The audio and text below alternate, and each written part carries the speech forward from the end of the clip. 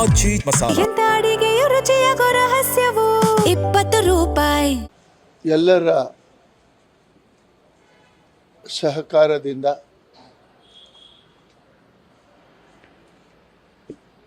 ಕರ್ನಾಟಕ ಸರ್ಕಾರದ ಬೆಂಬಲದಿಂದ ಅವರು ಕೊಟ್ಟಂತಹ ಜಾಗದಲ್ಲಿ ಎಲ್ಲಿ ಸ್ವಾಮಿ ವಿವೇಕಾನಂದರು ಬಂದು 1892 ನವೆಂಬರಲ್ಲಿ ತಂಗಿದ್ರು, ಅಲ್ಲಿಯ ಅವರ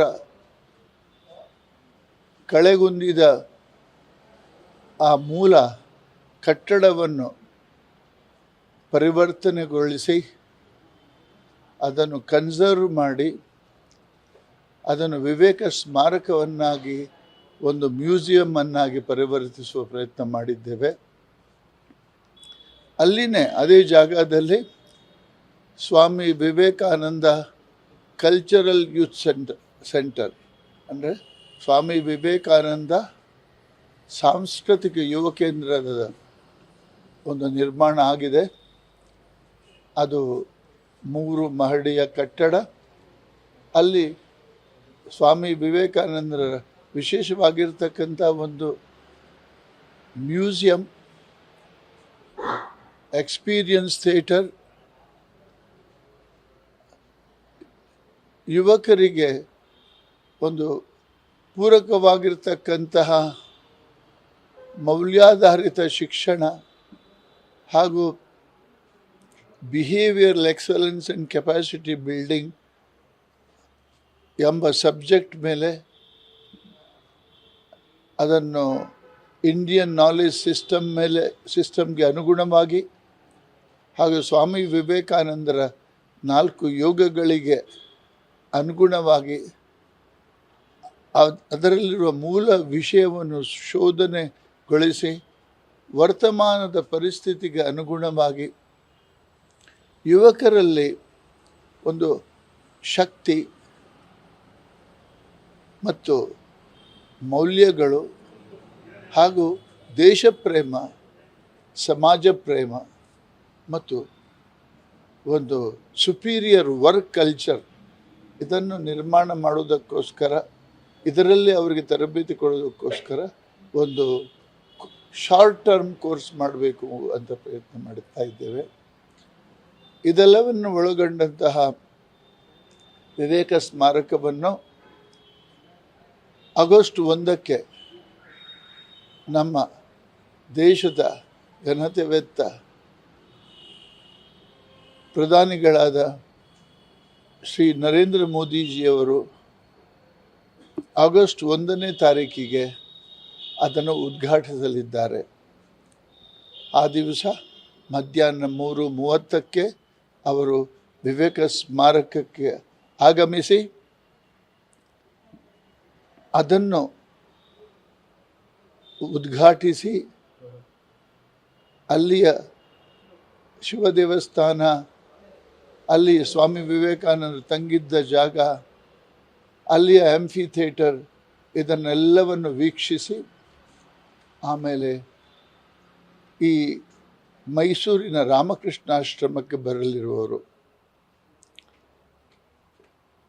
ಈ ಶತಮಾನೋತ್ಸವವನ್ನು ನಡೆಸಿದ ಈ 100 ವರ್ಷದ ಆಧ್ಯಾತ್ಮಿಕ, ಸಾಂಸ್ಕೃತಿಕ, ಶೈಕ್ಷಣಿಕ ಸೇವೆಯನ್ನು ಸಲ್ಲಿಸಿದಂತಹ ರಾಮಕೃಷ್ಣಾಶ್ರಮಕ್ಕೆ ಅವರು ಬಂದು ರಾಮಕೃಷ್ಣ ಪರಮಹಂಸರಿಗೆ ನಮ್ಮ ದೇವಸ್ಥಾನದಲ್ಲಿ ಪ್ರಾರ್ಥನಾ ಮಂದಿರದಲ್ಲಿ ಪುಷ್ಪಾಂಜಲಿಯನ್ನು ಕೊಟ್ಟು ಆಮೇಲೆ ಅವರು ಮುಂದೆ ರಾಮಕೃಷ್ಣ ವಿದ್ಯಾಶಾಲೆ ಸ್ಟೇಡಿಯಂನಲ್ಲಿ ಒಂದು ಬೃಹತ್ ಸಭೆಯನ್ನು ಯೋಜಿಸಿದ್ದೇವೆ. ಅಲ್ಲಿ ಅವರು ಸುಮಾರು 4:25ಕ್ಕೆ ಬರಲಿದ್ದಾರೆ. ಅವರೊಡನೆ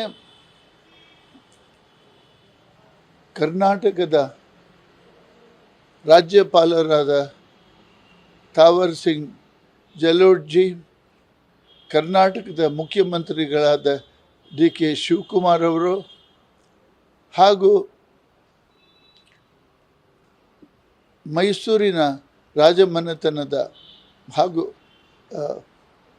ಮನೆತನದವರು ಹಾಗೂ ಇಲ್ಲಿ ಮೆಂಬರ್ ಆಫ್ ಪಾರ್ಲಿಮೆಂಟ್ ಆಗಿರ್ತಕ್ಕಂಥ ಯದುವೀರ್ಜಿ ಅವರು ಹಾಗೂ ಇಲ್ಲಿಯ ಶಾಸಕರಾಗಿರ್ತಕ್ಕಂಥ ಹರೀಶ್ ಗೌಡರು ಮತ್ತು ಕರ್ನಾಟಕ BJPಯ ಮುಖ್ಯಸ್ಥರಾಗಿರ್ತಕ್ಕಂತಹ ವಿಜೇಂದ್ರ ಅವರು ಈ ವೇದಿಕೆಯಲ್ಲಿ ಇರುವ ತಮ್ಮ ಸಾನ್ನಿಧ್ಯವನ್ನು ಕೊಡಲಿದ್ದಾರೆ.